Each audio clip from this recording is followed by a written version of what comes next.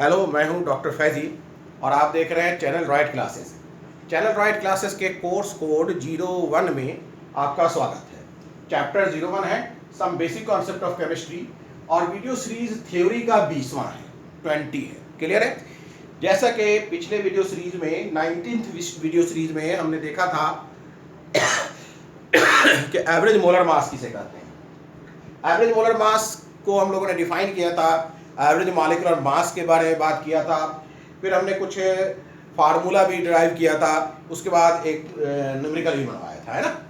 अब आज हम लोग इसी को और आगे बढ़ाते हुए कुछ न्यूमेरिकल बनाते हैं। एक क्वेश्चन है average molar mass of ozonised, question है average molar mass of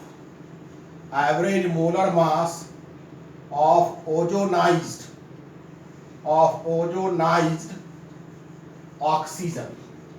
Average molar mass of ozonized oxygen is 36.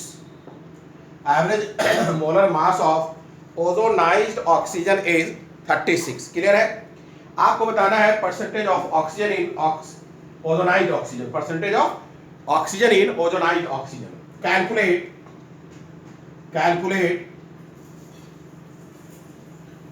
percentage of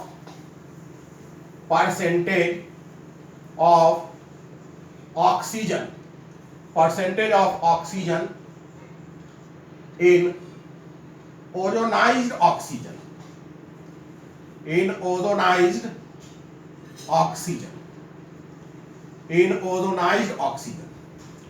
तो आपको निकालना क्या है? Percentage of oxygen. किस में निकालना है? ओजोनाइज्ड ऑक्सीजन में। पहले तो ये समझिए ओजोनाइज्ड ऑक्सीजन का मतलब क्या होता है। ओजोनाइज्ड ऑक्सीजन का मतलब होता है ऐसा ऑक्सीजन जो ओजोन के साथ मिला हुआ है। ऐसा ऑक्सीजन जो ओजोन के साथ मिला हुआ है। होता क्या है कि अगर हम ऑक्सीजन ले लें 3O2 तो ये ओजोन में कुछ कन्वर्ट हो सकता है 2O3। अब ये क्या हो गया कि ऑक्सीजन ओजोन में कन्वर्ट हो गया या ओजोन ऑक्सीजन में कन्वर्ट हो गया। ये एरो इसीलिए दिया गया है, ऑक्सीजन ओजोन में कन्वर्ट हो जाता है या ओजोन ऑक्सीजन में कन्वर्ट हो जाता है। क्लियर है? तो इसके बाद जो मिक्सचर बनता है उसे हम ओजोनाइज्ड ऑक्सीजन कहते हैं। उसे हम क्या कहते हैं? Ozonised oxygen. यानी कि हमने लिया है ओजोन या हमने लिया है ऑक्सीजन। अब वो क्या हुआ है कि जिस कंटेनर में लिया है ओजोन जो है ऑक्सीजन में, या ऑक्सीजन जो है ओजोन में कन्वर्ट हुआ है। पूरा नहीं कन्वर्ट हुआ, ऑक्सीजन लिया तो थोड़ा सा ऑक्सीजन कन्वर्ट ओजोन में हो गया है। तो कंटेनर में ऑक्सीजन भी है और ओजोन भी है, या ओजोन लिया है तो ऑक्सीजन में कन्वर्ट हो गया है। मतलब कंटेनर में दोनों गैस है। अब ये जो दोनों गैस जो है इनका एवरेज मोलर मास 36 है। यानी एवरेज मोलर मास क्या दिया हुआ है? 36 दिया हुआ है। तो आपसे पूछा जा रहा है परसेंटेज ऑफ ऑक्सीजन। क्या पूछा जा रहा है? Percentage of O2। अगर आप परसेंटेज ऑफ O2 निकाल लेंगे तो निश्चित रूप से परसेंटेज ऑफ O3 भी निकाल सकते हैं, ये भी निकाल सकते हैं। तो ये आपसे पूछा जा रहा है परसेंटेज ऑफ O2, वैसे ही परसेंटेज ऑफ O3 भी आप निकाल सकते हैं। तो चलिए इसी को हम लोग वर्कआउट करते हैं कैसे निकलेगा। आपको मालूम है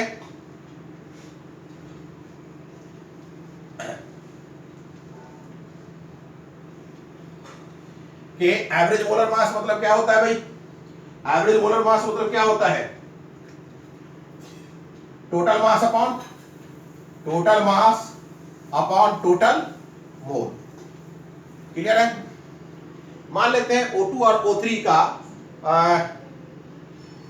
टोटल जो मोल है, O2 और O3 का टोटल मोल जो है वो 100 है।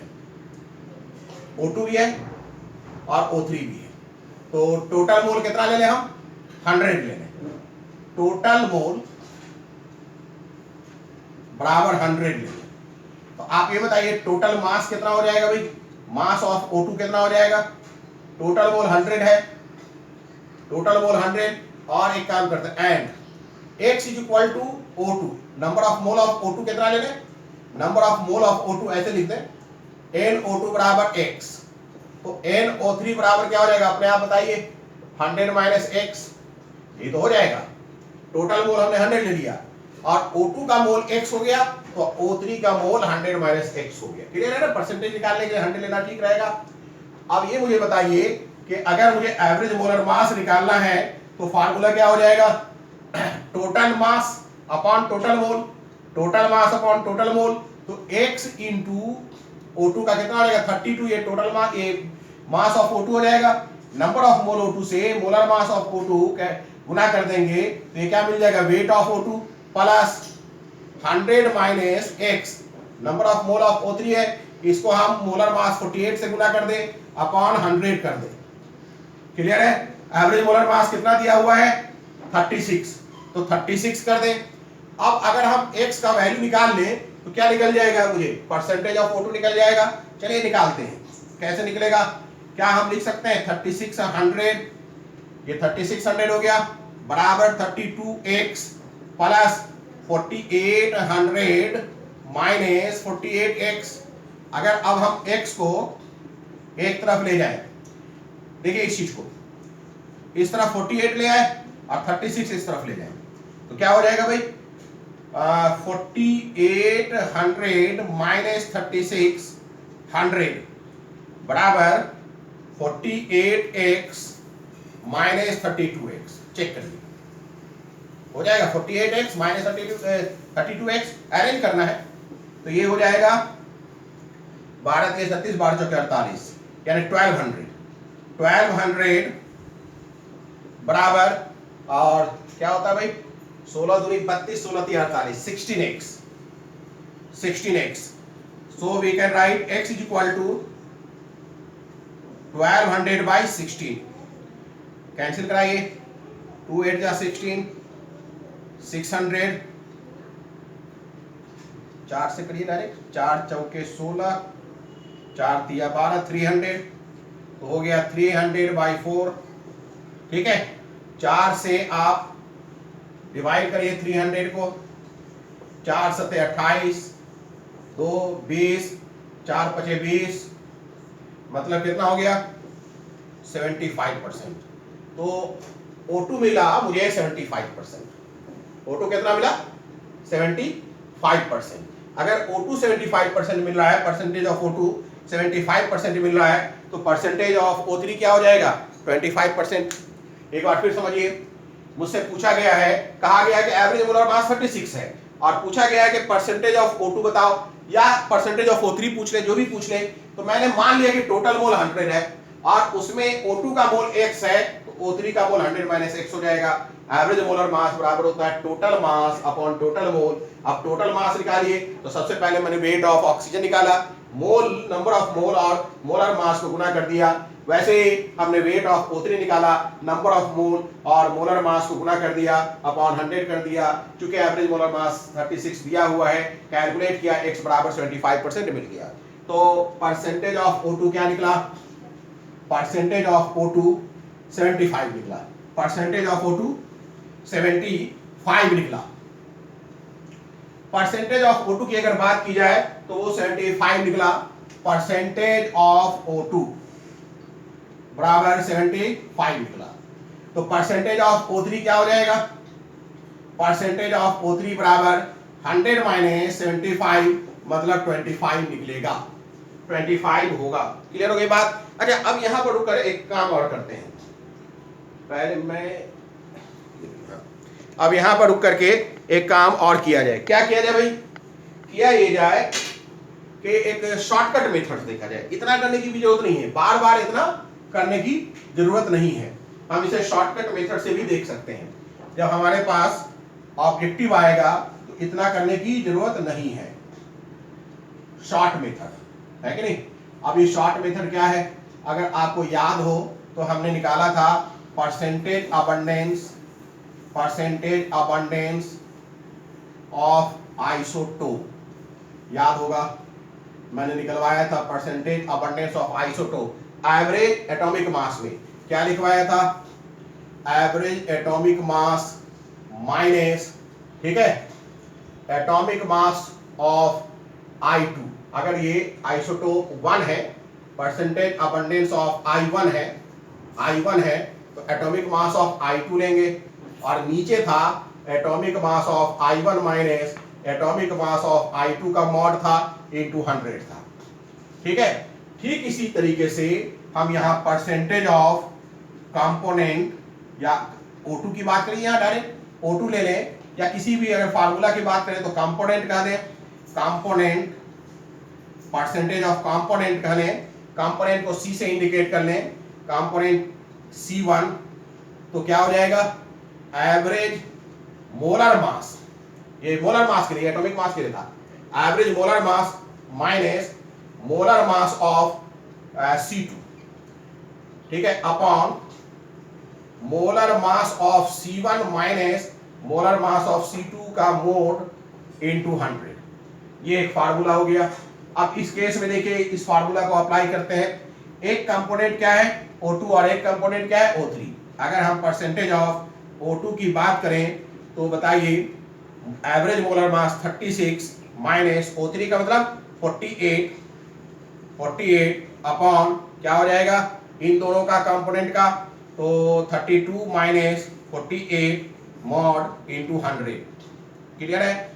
इसको सॉल्व करिए, 48 और 36 क्या हो जाएगा 12 3 36 12 चौके 48 यानी 12 अपॉन यहाँ बात करिए 16 3 48 16 दूनी 32 यानी 16, 12 बाई 16 इंटू 100। चेक करिए, सॉल्व करिए, 4 चौके 16 4 3 12 300 बाई 4 आ गया, मतलब 75% आ गया। इससे भी आंसर आ गया। तो मैं जल्दी में बनाने के लिए इसे प्रेफर करूंगा। अगर मेरे पास ऑब्जेक्टिव क्वेश्चन है तो मुझे उतना करने की जरूरत नहीं, ये फार्मूला स्टार्ट करेंगे, ये फार्मूला इस्तेमाल करेंगे, बन जाएगा। तो इस तरीके से आपने क्वेश्चन बनाना सीखा। एक और क्वेश्चन देखिए, एक और क्वेश्चन देख लीजिए। लिखिए एवरेज मोलर मास, लिखेगा average molar mass of a sample containing CO and CO2। Average molar mass of a mixture containing CO and CO2, average molar mass of a mixture containing CO and CO2 is 32। CO and CO2 is 32। Question लिखेंगे, question है average molar mass of a mixture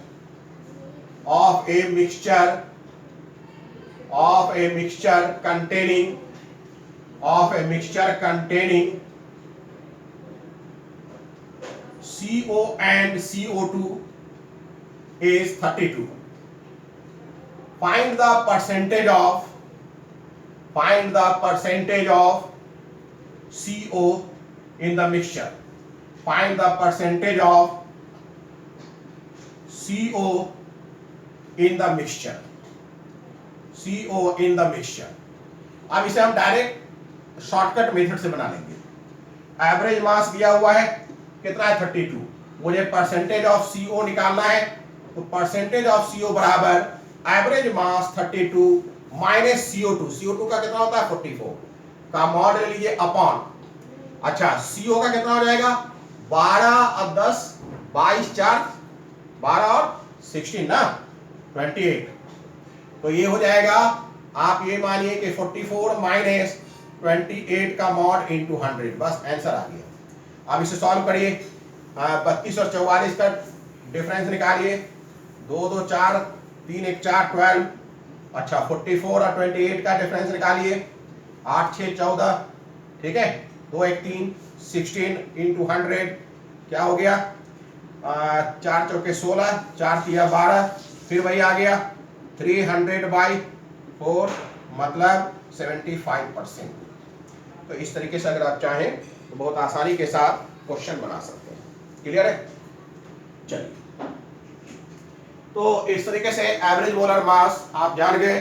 अब हम बात करेंगे Avogadro hypothesis. लिखेगा Avogadro hypothesis, लिखिए Avogadro hypothesis.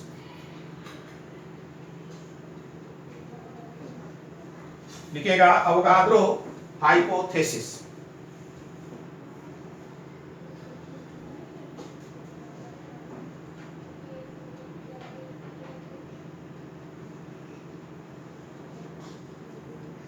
अवोगाद्रोस hypothesis, ये क्या है इसे समझिए।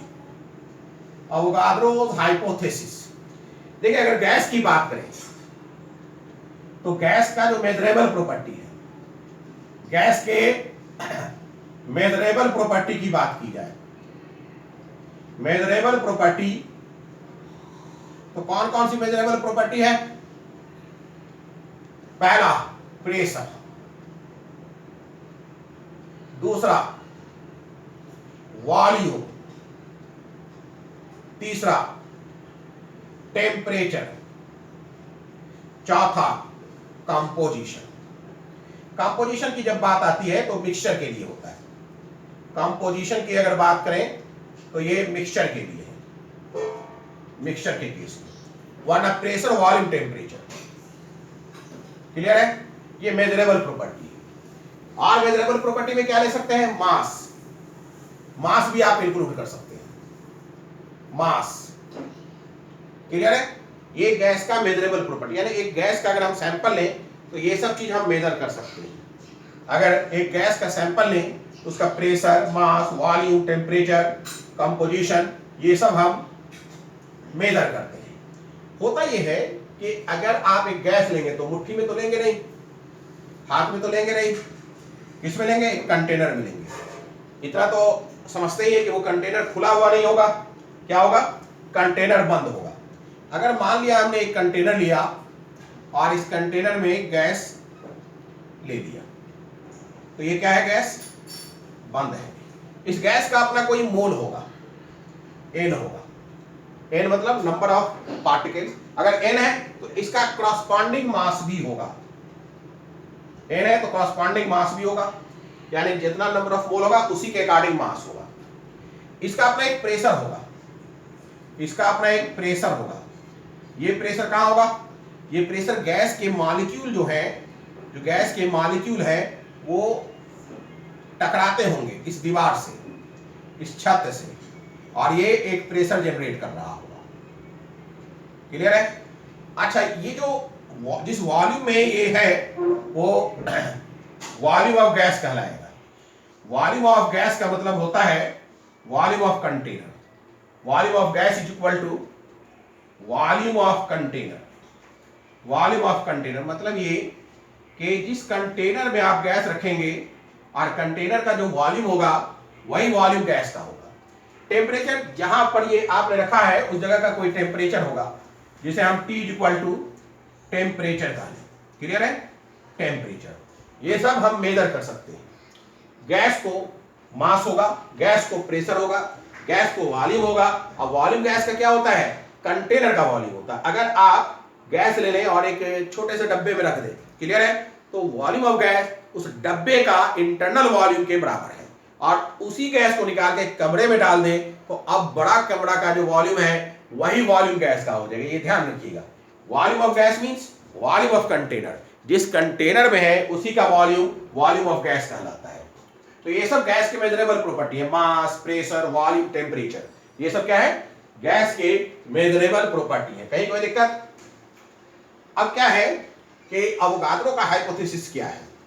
कहता है कि अगर हम प्रेशर फिक्स कर दें। अच्छा एक बात बताइए, अगर मान लिया ये सिलेंडर पिस्टन सिस्टम हो, ये सरकने वाला हो, ऊपर नीचे आ सकता हो, जैसे इंजेक्शन में होता है ऊपर नीचे आ सकता हो, पिस्टन हो, तो अगर ये बढ़ेगा तो वॉल्यूम क्या होगा? घटेगा। अगर ये ऊपर ले जाए तो वॉल्यूम क्या होगा? बढ़ेगा। यानी वॉल्यूम बढ़ेगा तो ये वॉल्यूम बढ़ेगा तो अंदर प्रेशर कम हो जाएगा, वॉल्यूम बढ़ेगा तो अंदर क्या हो जाएगा? प्रेशर कम हो जाएगा। बहरहाल ये सब हम लोग गैसेस स्टेज में डिटेल पढ़ेंगे। फिलहाल हम लोगों को ये देखना है कि कोई भी गैस है उसके इतने मेजरेबल प्रॉपर्टी है। अवोगाद्रो का कहना है, अवोगाद्रो का कहना है कि अगर हम वॉल्यूम ले लें, किसी भी वॉल्यूम ऑफ गैस, कोई भी गैस ले लें, उसका वॉल्यूम ले लें, प्रेशर फिक्स कर दें, क्या कर दें? प्रेशर फिक्स कर दें, टेम्परेचर फिक्स कर दें, ठीक है, तो equal volumes of gas, equal volumes of gas contain same number of molecule. Equal volume of gas contain same number of molecule. समझिए इस चीज को। अगर सपोज दैट, गौर से सुनिएगा, सपोज दैट मैंने इसमें हाइड्रोजन डाल दी, तो हाइड्रोजन को डाल दिया और मैंने इस पर कुछ भी नहीं रखे, कुछ भी नहीं रखे, बात समझ में आ रहा है ना? ये अपने आप ये सिलेंडर पिस्टन सिस्टम है, जब मैंने इसमें हाइड्रोजन गैस डाला तो ये अपने आप सरक करके यहाँ पर आकर रुक गया। इसका मतलब समझ रहे हैं? इसका मतलब ये है कि वातावरण का जो प्रेशर है वो इस पर पड़ रहा है, जिसे हम एटमॉस्फेरिक प्रेशर कहेंगे, ये पड़ रहा है। क्लियर है? वातावरण का जो प्रेशर है वो इस पर पड़ रहा है। बात समझ में आ रही है कि नहीं? इक्वल वॉल्यूम ऑफ गैस की बात पहले आप समझिए। It is one of the gas, gas कोई भी, हाइड्रोजन है, ऑक्सीजन हो सकता है, नाइट्रोजन हो सकता है, कोई भी गैस है। इसे कंटेनर में डालेंगे तो कंटेनर में या तो ये मास इसका मेजर कर सकते हैं, प्रेशर मेजर कर सकते हैं, वॉल्यूम मेजर कर सकते हैं, टेम्परेचर मेजर कर सकते हैं, नंबर ऑफ मोल मेजर कर सकते हैं। मान लेते हैं हमने 1 मोल हाइड्रोजन गैस डाल दिया, तो 1 मोल हाइड्रोजन गैस डाल दिया, ये वॉल्यूम क्या हो गया? ऊपर बढ़ता चला गया और फाइनली यहां पर रुक गया। ठीक है, तो ये हाइड्रोजन का 1 मोल, हाइड्रोजन का 1 मोल। प्रेशर कितना पड़ रहा है भाई इस पर? प्रेशर कितना पड़ रहा है? 1 एटमॉस्फेयर। अब हमने क्या किया, ये हाइड्रोजन गैस, मतलब यहां पर मान लेते हैं ये हाइड्रोजन है, H2 है। अब हमने फिर एक पिस्टन ले लिया, पिस्टन सिस्टम ले लिया, एक और ले लिया। ठीक है, इसमें भी हमने O2 डाल दिया, O2 गैस डाल दिया। सेम प्रेशर, प्रेशर इसके ऊपर क्या है? एटमॉस्फेयर का प्रेशर ही है ना, प्रेशर सेम है, कोई दूसरा प्रेशर तो है नहीं, सेम प्रेशर है। O2 का गैस लिया हमने, सेम प्रेशर, वॉल्यूम भी हमने सेम रखा, वॉल्यूम इसका भी है तो इसका भी वॉल्यूम भी है, वॉल्यूम भी सेम रखा, टेम्परेचर भी सेम है, इसका T है तो इसका भी T है, pressure same, volume same, temperature same. तो कहता है कि अवोगाड्रो कहता है कि number of mole of O2 और number of mole of hydrogen दोनों बराबर होगा। यानी कि किसी भी गैस की बात करिए, अगर वॉल्यूम सेम है, टेम्परेचर सेम है, प्रेशर सेम है, तो नंबर ऑफ मोल जो है, अंदर में जो मोल की संख्या है वो सेम होगा। यानी कि अगर ये 1 मोल है तो ये भी 1 मोल है, ये अगर 2 मोल है तो ये भी 2 मोल है। कहने का मतलब ये है कि हम इसको स्टेटमेंट के रूप में लिख सकते हैं कि volume of same gas, sorry, volume of any gas, volume of any gas contain, volume of any gas contain same number of same mole, volume of any gas contain same mole if pressure and temperature are same, if pressure and temperature are same, volume of any gas contain same number of mole if pressure and temperature are same, and it is the Avogadro hypothesis, clear है? तो लिखिए इस चीज को, लिखिएगा according to Avogadro, लिखिएगा according to Avogadro,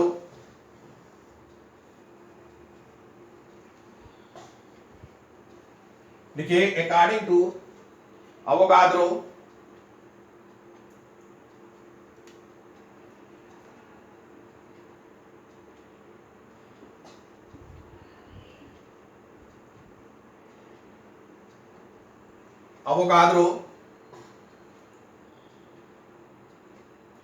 number of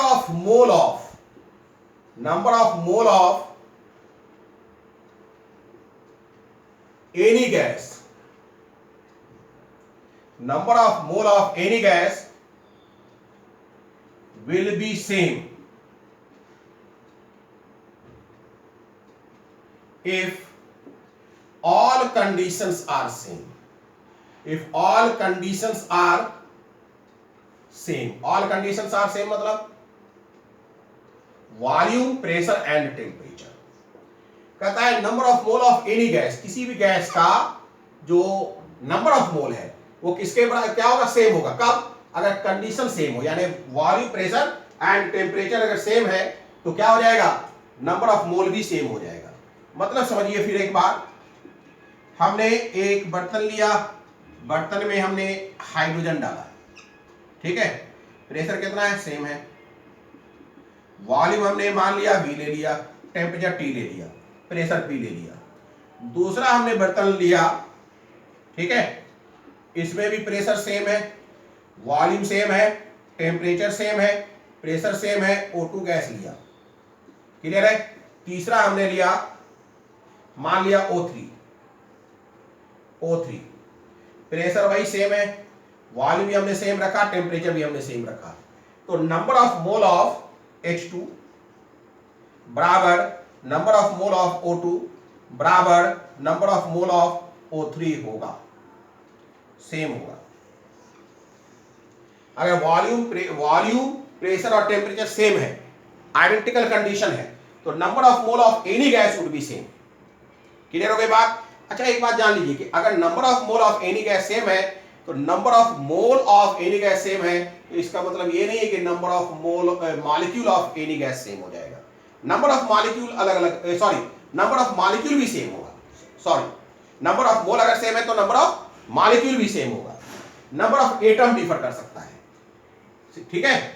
तो आप लिख सकते हैं, डिस्कशन कर सकते हैं, इसे डिस्कशन करिए।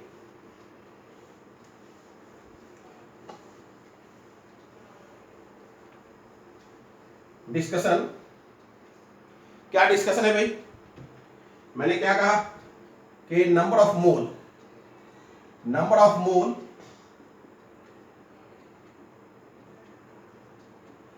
NH2 बराबर NO2 बराबर NO3 सेम है कि नहीं? तो आप ये बताइए नंबर ऑफ मॉलिक्यूल क्या होगा? नंबर ऑफ मॉलिक्यूल को अगर हम N से इंडिकेट करें, H2 बराबर NO2 बराबर NO3 होगा, यानी कि नंबर ऑफ मॉलिक्यूल भी सेम होगा। नंबर ऑफ मॉलिक्यूल भी सेम होगा, होना भी चाहिए। अगर मोल सेम है तो मॉलिक्यूल भी सेम होगा। हम कहेंगे अगर दो चीज है, केला और अंडा, उसका दोनों एक एक दर्जन है, तो इसका तो दोनों 12-12 है, सीधी सी बात है। तो वही मामला है NH2 NO2 NO3, अगर ये नंबर ऑफ मोल सेम है तो उनके मॉलिक्यूल भी सेम होंगे, ठीक है। तो ये हम कह सकते हैं। एक बार फिर समझिए अवोगाद्रो हाइपोथेसिस।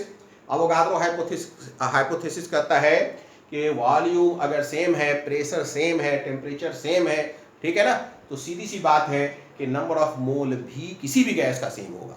आप सेम प्रेशर ले लें, सेम टेम्परेचर ले लें, ठीक है, सेम कह देते हैं वॉल्यूम ले लें, तो उसमें कोई भी गैस हो उनका नंबर ऑफ मोल सेम होगा।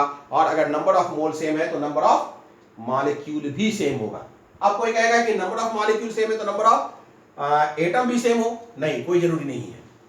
इसका जो नंबर ऑफ एटम है, इसका नंबर ऑफ एटम कितना हो जाएगा? नंबर ऑफ एटम चेक करिए, नंबर ऑफ मॉलिक्यूल इनटू 2। इसका किसका? हाइड्रोजन का, क्योंकि एक मॉलिक्यूल में 2 है। इसके अगर हम नंबर ऑफ एटम की बात करें, नंबर ऑफ एटम की, तो कितना हो जाएगा? बराबर नंबर ऑफ मॉलिक्यूल इनटू 2, क्योंकि इसकी भी मॉलिक्यूलरिटी कितनी है? 2। लेकिन इसकी बात करें अगर हम, तो इसमें क्या हो जाएगा? Number of atom, number of atom बराबर हो जाएगा NO3 इंटू 3। तो देखिए ये और ये तो समान है, क्योंकि NH2 NO2 समान है, लेकिन ये समान नहीं है क्योंकि इसको 3 गुना किया गया है। इसकी वजह यह है कि इसकी मॉलिक्यूलरिटी डिफर करता है। तो वी कैन से कंक्लूजन निकाल सकते हैं कि अगर सेम प्रेशर है, सेम टेम्परेचर है, सेम वॉल्यूम है, तो बड़ी सीधी सी बात है, नंबर ऑफ मोल समान होगा, नंबर ऑफ मॉलिक्यूल समान होगा, नंबर ऑफ एटम समान हो सकता है, नहीं हो सकता है। It depends on the molecularity, it depends on the molecularity, यानी एक मॉलिक्यूल में कितने एटम है। तो चलिए लिखिए कंक्लूजन लिखिए। कंक्लूजन ये दिखाएगा क्या है कंक्लूजन, सो देखिए कंक्लूजन है कि volume same, pressure same, temperature same. अगर ये है तो number of mole of any gas, number of mole of any gas will be same, है कि नहीं? Similarly, number of molecule of any gas will be same, ठीक है। but number of atom may be same may be same और may be different, और may be different, और may be different. Number of atom may be same or may be different. Depends upon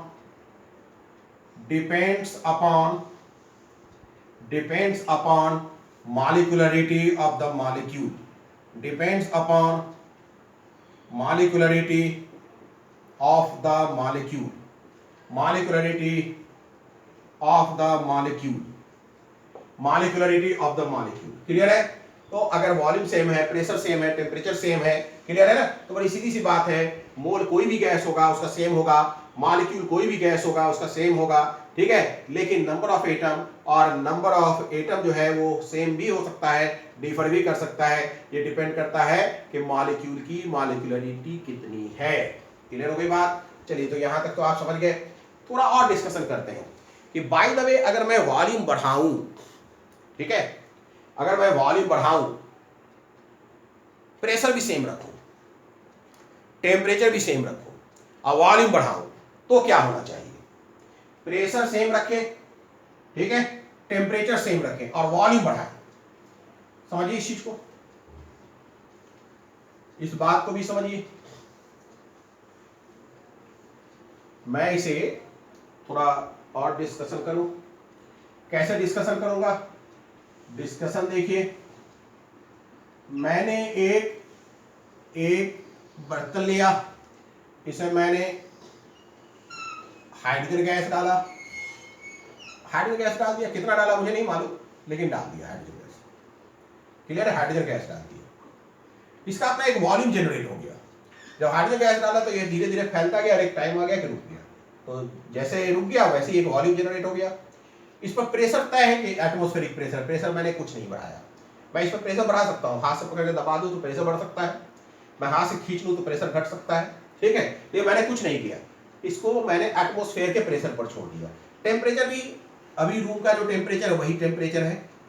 अब क्या देखते हैं कि मैंने इसमें एक छोटा सा एक इनलेट बना रखा है, इससे मैं अब एक्स्ट्रा H2 डाल दूं, तो जब एक्स्ट्रा H2 डालूंगा तो क्या होगा? इसका वॉल्यूम बढ़ेगा। एक्स्ट्रा H2 डालने का मतलब क्या हो गया? एक्स्ट्रा मॉलिक्यूल डालना। एक्स्ट्रा मॉलिक्यूल डालने का मतलब क्या हो गया? एक्स्ट्रा मोल डालना। क्लियर है ना? तो सीधी सी बात है कि जब मैं इसमें एक्स्ट्रा H2 डालूंगा तो कॉमन सेंस से आप सोचिए ये क्या होगा? धीरे धीरे बढ़ेगा, फैलेगा। जब ये फैलेगा तो वॉल्यूम बढ़ेगा। तो मैं क्या ये नतीजा निकाल सकता हूं कि वॉल्यूम अगर इंक्रीज करता है, वॉल्यूम अगर इंक्रीज करेगा तो क्या होगा? निश्चित रूप से, या ऐसे समझिए कि अगर नंबर ऑफ मोल इंक्रीज करता है तो वॉल्यूम भी इंक्रीज करेगा। या आप इसे ऐसे कर सकते हैं, एन मतलब नंबर ऑफ मॉलिक्यूल इंक्रीज करेगा तो वॉल्यूम भी इंक्रीज करेगा। अगर आप इसे मैथमेटिकली बात करिए और एक्सपेरिमेंटली बात करिए तो volume is proportional to N, या volume is proportional to N. N मतलब नंबर ऑफ मोल और एन मतलब नंबर ऑफ मॉलिक्यूल। तो वॉल्यूम जो है एन के प्रोपोर्शनल है, ये वॉल्यूम जो है नंबर ऑफ मॉलिक्यूल के प्रोपोर्शनल है। लेकिन ये शर्त कब है? ये शर्त कब है? जब P and T are constant, P और T को नहीं बदला गया है। P and T are constant, P और T जो है इसे नहीं बदला गया है, तब जाकर के ये मामला होगा। P and T are constant. बात समझ में आ रहा है? तो डिस्कशन करते वक्त ये मैंने देखा कि अगर मैं एक्स्ट्रा मोल डाल दूं या एक्स्ट्रा मॉलिक्यूल डाल दूं वॉल्यूम बढ़ेगा। जबकि मैंने प्रेशर को नहीं बदला, टेम्परेचर को नहीं बदला, तब भी जो है नंबर ऑफ मोल एक्स्ट्रा डालने पर क्या होता है? वॉल्यूम बढ़ता है। तो मैं एक नतीजा निकाल सकता हूं कि volume is proportional to N, यानी number of mole. Volume is also proportional to capital N, यानी कि नंबर ऑफ मॉलिक्यूल। तो ये था हमारा अवोगाद्रो हाइपोथेसिस। क्या था?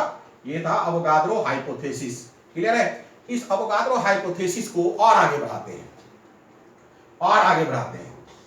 एक एक्सपेरिमेंटल फैक्ट्स है, एक एक्सपेरिमेंटल फैक्ट्स है, उस एक्सपेरिमेंटल फैक्ट्स पर बातचीत करते हैं। एक्सपेरिमेंटल फैक्ट्स पर बातचीत करने के पहले एक टर्म समझे, एसटीपी, या इसे हम एनटीपी भी कहते हैं। एसटीपी या एनटीपी। एसटीपी का मतलब है standard, S for standard, standard, और T for temperature and P for pressure, pressure. ठीक है? या इसे ऐसे एनटीपी के लिए N फॉर नॉर्मल, नॉर्मल, और T फॉर टेम्परेचर और P फॉर प्रेशर। एक टर्म है एसटीपी और एनटीपी, जो कह लीजिए, दोनों में से कोई एक बात कह लीजिए, स्टैंडर्ड टेम्परेचर प्रेशर या नॉर्मल टेम्परेचर प्रेशर। ये एक एज्यूम्ड प्रेशर है, स्टैंडर्ड प्रेशर है, एक माना हुआ प्रेशर है, एक माना हुआ टेम्परेचर है। प्रेशर कितना माना गया? 1 एटमॉस्फेरिक प्रेशर। 1 एटमॉस्फेरिक प्रेशर का मतलब कि अगर हम इस एटमॉस्फेयर में काम करते हैं, कोई एक्स्ट्रा प्रेशर नहीं लगाते हैं, तो जो प्रेशर लगता है उसे 1 एटमॉस्फेरिक प्रेशर कहते हैं। 1 एटमॉस्फेरिक प्रेशर को हम लोग डिटेल से पढ़ेंगे गैसेस स्टेट में। अभी इतना जानना आपके लिए काफी होगा कि जब हम प्रेशर 1 एटमॉस्फेरिक प्रेशर की बात करें तो उस प्रेशर की बात करते हैं जो मेरे ऊपर प्रेशर एटमॉस्फेयर के कारण पड़ रहा है। एटमॉस्फेयर के कारण हमेशा एक प्रेशर बनता रहता है, चूंकि मेरे ऊपर एक ही एटमॉस्फेयर है तो उसे 1 एटमॉस्फेरिक प्रेशर बोलते हैं। तो स्टैंडर्ड टेम्परेचर, स्टैंडर्ड प्रेशर जो लिया गया है, स्टैंडर्ड प्रेशर जो लिया गया है किसी भी गैस का, वो लिया गया है 1 एटमॉस्फेरिक प्रेशर। क्यों लिया गया है? क्योंकि भाई जब भी आप गैस लेंगे आमतौर पर तो आप एटमॉस्फेरिक प्रेशर पे ही लेंगे, बेवजह तो आप उसे दबाएंगे नहीं, उस पर एक्स्ट्रा प्रेशर लगाएंगे नहीं। तो स्टैंडर्ड प्रेशर क्या है? 1 एटमॉस्फेरिक प्रेशर। इसे हम 1 एटीपी भी लिखते हैं, atmospheric pressure, ATM, 1 atmospheric pressure. Clear है? अच्छा, स्टैंडर्ड टेम्परेचर कितना लिया गया है? स्टैंडर्ड टेम्परेचर जो लिया गया है वो है 0 डिग्री सेल्सियस, या इसे हम 273 केल्विन भी कहते हैं। एक टेम्परेचर के 2 यूनिट है, टेम्परेचर के 2 यूनिट यहां पर बात कर रहे हैं, एक है डिग्री सेल्सियस और एक है केल्विन स्केल। ठीक है, डिग्री सेल्सियस को T डिग्री सेल्सियस के रूप में लिखते हैं और केल्विन को कैपिटल T से लिखते हैं। कैपिटल T बराबर होता है, ठीक है, T डिग्री सेल्सियस प्लस 273। आप जितना भी डिग्री सेल्सियस दिया है उसमें 273 जोड़ दीजिए तो एब्सोल्यूट टेम्परेचर मिल जाएगा। तो अगर हम एब्सोल्यूट टेम्परेचर में बात करें तो 0 डिग्री सेल्सियस में 273 जोड़ दीजिएगा तो 273 केल्विन हो जाएगा। क्लियर है? तो ये स्टैंडर्ड प्रेशर है और ये स्टैंडर्ड टेम्परेचर है। ये स्टैंडर्ड प्रेशर और ये स्टैंडर्ड टेम्परेचर लिया गया है। क्लियर हो गई बात? इस स्टैंडर्ड प्रेशर और इस स्टैंडर्ड टेम्परेचर में अगर आप एक कंटेनर में 1 मोल गैस डालिए, एक कंटेनर में 1 मोल गैस डालिए, तो उस 1 मोल गैस का जो वॉल्यूम जनरेट होता है, 1 मोल गैस का जो वॉल्यूम जनरेट होता है वो कितना होता है? कितना? 22.4 लीटर। कितना होता है? 22.4 लीटर। मतलब समझिए, मतलब ये है कि अगर हम एक कंटेनर बड़ा सा ले लें, एक कंटेनर ले लें, क्लियर है, अगर हम एक कंटेनर ले लें और प्रेशर कितना ले लें? 1 एटमॉस्फेरिक प्रेशर, यानी इसके ऊपर पिस्टन लगा लें और ये जो प्रेशर है ये 1 एटीएम पर लग रहा है, एटमॉस्फेरिक प्रेशर। क्लियर है? और टेम्परेचर 0 डिग्री सेल्सियस ले लें। टेम्परेचर कितना ले लिया हमने? 273 केल्विन कह लीजिए, या 0 डिग्री सेल्सियस, या 0 डिग्री सेल्सियस ले लीजिए। ठीक है, और इसमें आप 1 मोल गैस डाल दीजिए। गैस कौन होगा? कोई भी, एनी, ये कुछ भी हो सकता है, H2O2 N2 कुछ भी। तो जानते हैं क्या होगा? ये फैलता फैलता फैलता फैलता कहां तक पहुंचेगा? ये जो वॉल्यूम जनरेट करेगा वो 22.4 लीटर जनरेट करेगा। वॉल्यूम 22.4 लीटर जनरेट करेगा। ये एक एक्सपेरिमेंटल फैक्ट्स है। इस एक्सपेरिमेंटल फैक्ट्स को आपको सदा याद रखना है, हमेशा याद रखना है। क्लियर है? तो चलिए हम इस एक्सपेरिमेंटल फैक्ट्स पर बात करते हैं। ये हो गया, लिखिए एक्सपेरिमेंटल फैक्ट्स। एक्सपेरिमेंटल फैक्ट्स लिखेगा, एक्सपेरिमेंटल फैक्ट्स, एक्सपेरिमेंटल फैक्ट्स लिखेगा, एक्सपेरिमेंटल फैक्ट्स। एक्सपेरिमेंटल फैक्ट्स है कि वॉल्यूम ऑफ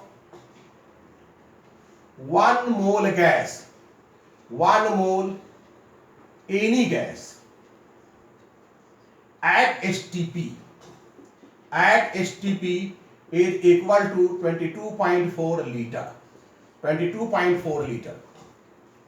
1 मोल गैस का वॉल्यूम कितना होगा? 22.4 लीटर होगा। हमेशा याद रखिएगा। क्लियर है? अच्छा, एक चीज और याद रखिए, लीटर के संबंध में कुछ कंसेप्ट याद रखिएगा। लीटर बराबर क्या होता है ना? हमेशा याद रखिए, 1 लीटर बराबर होता है 1 डेसीमीटर क्यूब। ठीक है, 1 लीटर बराबर क्या होता है? 1 डेसीमीटर क्यूब, ये याद रखिएगा, है ना। कई बार आपको लीटर की जगह पर डेसीमीटर में क्वेश्चन पूछे तो आपको ये याद रहना चाहिए। 1 लीटर इज इक्वल टू, बोलिए, 1 डेसीमीटर क्यूब। क्लियर है? 1 मीटर क्यूब बराबर 1 मीटर क्यूब बराबर 1 मीटर क्यूब। समझते हैं कितना होता है? 1 मीटर को अगर आप अंदाजा लगाइए तो 1 मीटर ऑलमोस्ट इतना होता है। आप ऐसे समझिए, 1 मीटर ये ले लिया हमने, लंबाई, 1 मीटर चौड़ाई और 1 मीटर ऊंचाई, इसका एक डब्बा बनाया, इसका एक डब्बा बनाया। ये जो बना ये 1 मीटर क्यूब है। ये बना कितना है? 1 मीटर क्यूब है। समझ में आ रही बात? इसको अगर हम बात करें तो ये डेसीमीटर में अगर बात करें तो 10⁻³ डेसीमीटर क्यूब है। 10⁻³ डेसीमीटर क्यूब है। और 10⁻³ डेसीमीटर क्यूब का मतलब 10⁻³ लीटर है। और 10⁻³ लीटर का मतलब है 10⁻6 ml है, या हम 10⁻6 सीसी कह सकते हैं। सेंटीमीटर क्यूब, सेंटीमीटर क्यूब को ही हम सीसी भी बोलते हैं, सेंटीमीटर क्यूब को भी हम सीसी बोलते हैं। तो ये रिलेशंस आपको याद रखने चाहिए, लीटर के रिलेशंस याद रखने चाहिए, खूब अच्छे से समझिए। 1 litre is equal to 1 decimetre cube, 1 litre is equal to 1 decimetre cube. मैं आपको लीटर को मीटर से, मीटर क्यूब से कोऑर्डिनेट कराना चाहता हूं। पहले समझिए, 1 मीटर इतना बड़ा है मोर और लेस। आप देखिएगा, आप कपड़ा की दुकान पर जाइए, कपड़ा की दुकान पे जो मीटर का स्केल होता है आमतौर पे इतना ही होता है, कुछ बड़ा कुछ छोटा, हमारे हाथ के बराबर हो सकता है, थोड़ा लंबा आदमी होगा तो उससे छोटा। क्लियर है? तो 1 मीटर है, इसका आप एक क्यूब बना लीजिए, एक लंबाई इतनी ही चौड़ाई लेकर के एक प्लेन जनरेट कीजिए और फिर उसके ऊपर एक और ऊंचाई जनरेट कीजिए, तो इससे एक डब्बा बन जाएगा, है ना। जो डब्बा बनेगा, जो क्यूब बनेगा, वो 1 मीटर का क्यूब कहलाएगा। 1 मीटर क्यूब, 1 मीटर क्यूब जो है 10⁻³ डेसीमीटर क्यूब के बराबर होता है, यानी कि 1000 डेसीमीटर क्यूब के बराबर होता है, यानी कि 1000 लीटर के बराबर होता है। 1 मीटर क्यूब में 1000 लीटर होंगे। क्लियर है? और 1000 लीटर का मतलब क्या हो गया? 10⁻6 ml। और 10⁻6 ml का मतलब क्या हो गया? 10⁻6 सेंटीमीटर। सेंटीमीटर को ही सीसी कहते हैं। सीसी का मतलब ये हो गया cubic centimetre, C for cubic, C for centimetre, cubic centimetre, तो इसको सीसी भी लिखते हैं, क्यूबिक सेंटीमीटर। क्लियर है? तो ये हमारा एक्सपेरिमेंटल फैक्ट्स है। क्या एक्सपेरिमेंटल फैक्ट्स है? Volume of 1 mole gas at STP is equal to 22.4 litre. Clear हो गई बात? चलिए अब आगे बात करते हैं। अब आगे इसके आगे बात किया जाए, इसके आगे बात तो करनी है, लेकिन इस वीडियो सीरीज में बात करने में दिक्कत आ जाएगी, है ना। नेक्स्ट वीडियो सीरीज में यहीं से बात करेंगे। क्लियर है? चलिए आज इतना ही रहने दीजिए। अगर वीडियो आपको पसंद आ रहा हो तो लाइक, रेकमेंड वगैरह करिएगा, शेयर करिए, ठीक है, सब्सक्राइब करिए। Thank you, good day.